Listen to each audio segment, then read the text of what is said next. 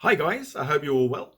So my name's John and I am the miniature hobbyist, and I've had this channel just over 5 years now, which is absolutely nuts to think that I've been going for that long really.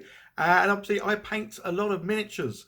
In fact, I'm pretty much painting miniatures every single day, most of which I video myself painting, and then obviously I upload them on YouTube and you lovely people watch them, which is all good. But sometimes I do paint miniatures, well, off camera, just as a because this is a fun hobby. And I say, even though I do this full time, this is and will always be, well, a fun thing to do. Which is why obviously my videos are very simple, easily edited. Just because I don't want to turn this into something that's not fun anymore. So that being said, obviously sometimes though, when we are painting miniatures all the time, we can get hobby burnout. And basically that just means, well, you lose interest or love for what you do. Fortunately enough for me, that's only ever happened once. So over the 5 years, there's only one time that I stopped enjoying it, and luckily it only lasted about 3 weeks, and then I soon got my mojo back, and obviously back into painting and all the rest of it. So I just want to say, if you do feel like you're getting into a bit of a slump, and you're not enjoying it as much as you used to, or you don't not enjoying it as much as you think you should be, because so this is a hobby. So it shouldn't be like, oh, I've got to paint today, or oh, I've got to paint this, or I've got to do that. This is meant to be the relaxing bit away from sort of real life. We get into the hobby, paint stuff, and go into our own, well, for me, our own wibbly wobbly world. And yeah, so the best way I've found to sort of get out of a slump, or not even to be in the slump, and that is to occasionally throw in something different. Obviously, you'd have seen a lot of the videos I've done recently. I've been doing a lot of pillage, and this is where I get hooked on something, and then I just go hell for leather, and that's it. I am so down that rabbit hole of painting the miniatures, building the board, making all the terrain, and all the rest of it, and obviously playing the game. So yeah, I've been painting a lot of yours, well, 28mm sort of scale, 32mm scale miniatures, and sometimes, yeah, you need a break. Otherwise, it does feel like it's becoming, well, monotonous. So every now and then, throw in something different. Throw in something you wouldn't sort of normally paint. And for me, that's bigger models. So that's exactly what I'm going to do today. And I'm going to paint something that's, well, bigger, not going to be playable, but it's going to be great to sit on my desk for me to sort of look at. So yeah, that's obviously the biggest advice I can give, is every now and then do something different. Or you'll always see me trying out different sort of painting techniques on this channel as well. A lot of them you guys suggest on trying different things, which I love trying new things, because that's obviously how we learn, adapt, and well, hopefully improve our painting skills. So yeah, try new things. Try something you definitely wouldn't do before. Go and watch other people like myself, see what they do, and think, yeah, I'll give that a go. So that's the best advice I can give to obviously stop the hobby burnout, to keep enjoying this hobby, and to always make it feel fun, fresh, and something we want to do. So without further ado, I'll be sitting here waffling on and on and on. The thing I'm going to paint today are orcs. I mean, I love orcs. I go to orcs, and that's just my happy place anyway. But my favourite place to get them is over on my mini factory, and it's by Mr. Modulorc. And as the name kind of implies, yeah, that's all he does is orcs. All kinds of shapes, sizes, different kind of armors, different kind of looks. Yeah, just absolutely love them. So if you are interested in orcs and want to see a whole variety of them, then yeah, I'll leave a link down below where you can find out where I normally go. So I've done quite a few of his bits and pieces. Some of them I printed out and used in many games, like Kill Team games and the like. But today I'm going to do this one. Obviously, like Robo Orc, which is pretty cool because yeah, I loved this movie when it first came out many moons ago. Obviously, there's been a few other ones since, but yeah, this chap, nice and simple looking. So yeah, it's going to be fun to paint something that is relatively simple, because you can see not many colours at all in this. I'm going to show you a little bit different. I don't want to print him out sort of a diddy size. I'm going to print him out a bit bigger. And this is one of the big joys about obviously 3D printers is, well, you can print things out whatever size you want. So he comes out, and he's a reasonable size anyway. But yeah, I want him bigger. So I'm going to be using the Halo X1, and I'm going to be using their software. Really simple to use. This is another thing I love about 3D printers. They aren't, you don't need to be a brain box to use them. They are very simple. So for size, I've just doubled it. Rather than it being 100%, I've made it 200%. I could have made it even bigger, but obviously it doesn't all fit on the build plate. I mean, the build plate is nice and big, but I'm making this, well, I'm making this extra big. So I'm going to do a couple of build plates because obviously the base won't fit on this one. Quite a few choices of heads as well. That's the thing I love about Mr. Modular. It is very well modular. So yeah, using the Halo X1, been using this now, yeah, for quite some time. Definitely a power horse this, because I say I have been using this for quite a while, and yeah, it's going strong. I probably do need to change the FEP on it soon. I haven't done that. Well, I haven't done that at all. So considering the amount I have been printing on this, yeah, it's done very, very well. Again, I'll leave links down below, guys. This video is sponsored by Crete. Do the this this 3D printer Halo X1. But as always, I say this in every video just so everyone's aware. Yeah, I'm never told what to say. I don't get given sort of, well, any information about what to say. I just get sent stuff and they let me do what I want with it, which is great. So yeah, printing out on this lovely machine. To say, printed out a couple of plates. So the first one had the well, the main sort of guy, and as you can see, this one is the base. Yeah, so this is a decent sized printer. You can get some nice big prints out on it, and I just really fancied doing something that was, yeah, bigger than normal. And again, this is another way of sort of beating the hobby burnout, doing something different. And sometimes doing something simple. As I say, this guy, not many colors to him. So I haven't got to do a lot of thinking about what colors I'm going to use, because obviously I'm going to paint him exactly how he looks on the tin, as to speak. So as always, yeah, you get the prints. They come out. Obviously, they are very dirty, well, not dirty, but they obviously still full of resin, so they need to be cleaned first. And then I clean them, and then I get the supports off. I do this before putting them in the final sort of curing thing, because as you can see, yeah, the supports, they're still soft and bendy, so they come off a whole lot better. Plus, they don't ruin your miniature by leaving little potholes, which is what they can do if you were to cure it first. Then all these supports would be rock hard, and yeah, they sort of then snap off. So there's all the bits. Say it is really nice to do something different at a big size. Again, because I know this miniature isn't going to be used in any sort of gameplay, so having him larger just makes it a lot nicer, sort of sitting on your desk or on a shelf. Although chances are, I think my daughter's going to take this. I must admit, most of the stuff that I do sort of print that is bigger, sort of one-off stuff that I paint, yeah, my daughter sort of puts it on her shelf, which is really nice because, well, it's nice that it gets seen somewhere, and the fact that I've not got a room on mine. So I did have to take off that top bit only because obviously in the video, not the video, but in the picture of him, he has his hand coming round on that top bit.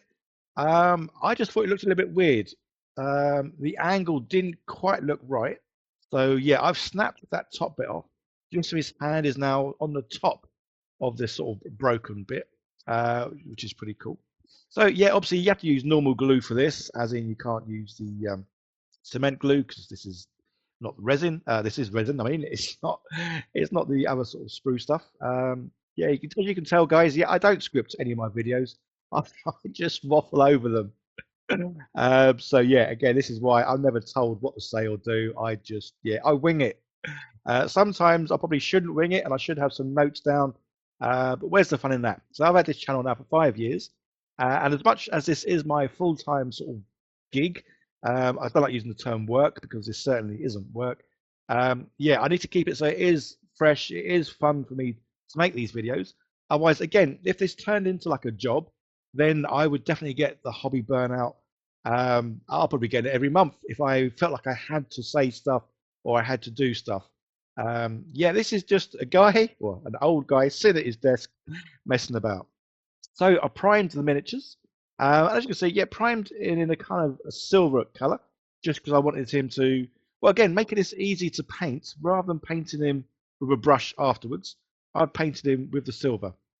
I didn't think it looked silver enough. I wanted some real shiny silver. So I've got this sort of chrome spray.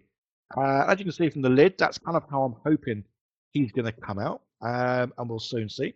So took him back outside, gave him a good old spray, and this, well, this is how he looks. And yeah, he is super shiny. I'll have to admit, I'm very pleased because obviously I was hoping it was going to come out like the lid, But sometimes you get the paints, and when you spray them, they don't quite look, well, as good as they should. So the one problem I did have, so this video is going to show, yeah, there's some mistakes made here, guys. I think the first one is the fact that obviously primed it fine, painted the silver over, kind of fine, but then trying to paint the black on, the black wouldn't go very well onto the silver. So I had a cunning idea that I would spray it with a matte varnish, and that'd make it easier to paint the black. Obviously, it's kind of on the tin. It says matte, so I painted it or sprayed it with a matte varnish, and yeah, he went pants. So obviously, mistake there. Start again. So this time I thought, well, I'm going to prime him in black. So obviously, then he's got the black on him, and then I'm going to put masking tape on. I try to do that thing where you get some YouTubers, they put something over something and instantly it's done. Yeah, that doesn't work. I think they cheat. So yeah, primed him in black, and then all the areas that I want to stay black, I've now masked up. So this way, now when I do the good old chrome thingy, I don't have to paint any of the black because, well, I've already done that. So yeah, again, so this is where sometimes you learn by your mistakes. And guys, yeah, whenever I do videos, whenever I do make mistakes, I leave them in. Just because I mean it makes great footage because then you guys can see I'm not perfect. Not that I'd ever say I was, because obviously I do make mistakes all the time. But sometimes it lets you guys know what not to do. Although I do feel, this is my excuse, the best way to learn is to make mistakes because the chances are you'll never do it again because obviously this has taken me twice as long to do. I thought this would be a real quick, simple, I don't know, hour job. And it might have been if I hadn't messed about and tried to paint black over a shiny surface and then cunningly put a matte varnish over it, thinking that would help me paint the black, when obviously what it does is it turns the nice shiny silver into a matte. Anyway, we get there in the end. Again, this is about, I'm still enjoying doing this, even though making the mistakes, it was still fun because, again, yeah, you learn by your mistakes. So take the masking tape off. Obviously, you can see a few little areas there that will need touching up with the black. But the good thing is, it's the primer black that's underneath. So yeah, I'll be able to paint over that nice and easily. And then using one of my favorite greens, I think I've got there's only 3 or 4 greens that I love using on orcs. It's the speed paint ones, just because they go on really, really well. They're nice and fluid, so you get that pulling up in the nooks and crannies. So you get the nice contrast of darker areas of the green and the lighter areas. And yeah, these coming on pretty cool. And there's Indy in the background, although you may see soon. I've just got another little cat. Yeah, he's 8 weeks old, so very diddy. And well, well, no, he can't actually get on my desk, but I put him on my desk just so he keeps me company. And I think we're calling him Sprout. Yeah, unless you guys can think of a great name for a little boy cat, I think we're going with Sprout, which is a bit different, but pretty cool. So for the base, say again, I didn't actually mention at the beginning of this video, this is probably one of the first times that I've actually painted the miniature and the base separately. Normally, I'd just stick the miniature on and try and paint everything together. But because I knew I was going to have a go at doing some sort of shiny chrome looking metal, that's why I actually had him separate, say for the change, just to make it easier to paint him and then painting the base. So the base, yeah, fairly simple. Obviously, it's got loads of grey bits on here. I'm just painting these bricks that are sort of showing through some of the rubble. I kind of want to give them like a reddy sort of brown look. I went for the orange, and yeah, it's not too bad. It's not quite how I imagined it in my head. But again, this is where we just sort of try things, and then if we're happy with it, we're happy. And if we're not, well, we do things again. So there we go. He's come out really, really well. Although now I kind of think he's possibly too shiny. So we're going to darken down a few areas. So I've got a black wash that I've made. Basically, it's a black ink. I think the ratio, it might be like half and half. So half black ink, half water, and then a few little drops of washing up liquid. This obviously helps break up the tension. But as you can see, yeah, because it's so shiny, I dropped a few more drops of washing up liquid in him, in the wash that is, just so it broke up the tension even more. Just because, say, that metallic stuff really is a shiny, smooth paint, and not much sticks to it. So yeah, add a little bit more washing up liquid, definitely breaks the tension in my homemade wash. But as always, whenever I do a wash, well, it's more of a bath than a wash. But this time I thought, no, I'm not going to leave it too dirty. So all I really want is it to be darker in the nooks and crannies. So I'm going to go over all the bigger, flatter areas and just dab it just to take off some of that paint. So again, for the first time, I'm not overdoing it with a wash. So yeah, lots of new things in this video for me that I don't normally do. And again, it's another great way of breaking up that monotony of doing the same thing over and over again, is to do something different.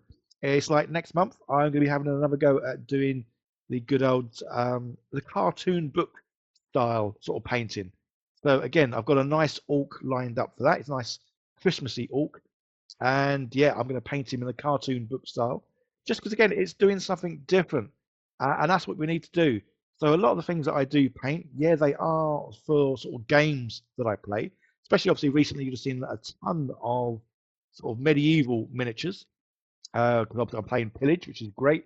So it doesn't mean I am painting a lot of miniatures in the same sort of way. And again, if we did just that, then you would get the hobby burnout, and you'd almost hate painting. As I said, luckily I've only had it once in the 5 years of doing this channel, especially considering I do paint pretty much every day. The fact it only happened to me once where I had to take a break, I had a break about 3 weeks, just because I really wasn't enjoying painting. And when you don't enjoy it, I think it shows in the paint as well. So there we go. Didn't take too much time to get this guy done, even though I had a little mistake at the beginning. But you love how he's come out, love how he looks. And I say he's a nice, decent size to sort of sit on the shelf and just be like an ornament kind of thing. So I say this is probably definitely going to be ending up on my daughter's shelf, which is just great. But love how he looks. So guys, if you're into orcs, yeah, go check out Mr. Modular Orc. I'll leave links down below. And I say if you're getting into 3D printing, I highly recommend the Halo X one, as it is something I have been using a lot over the last, well, I think is it 9 months, a year?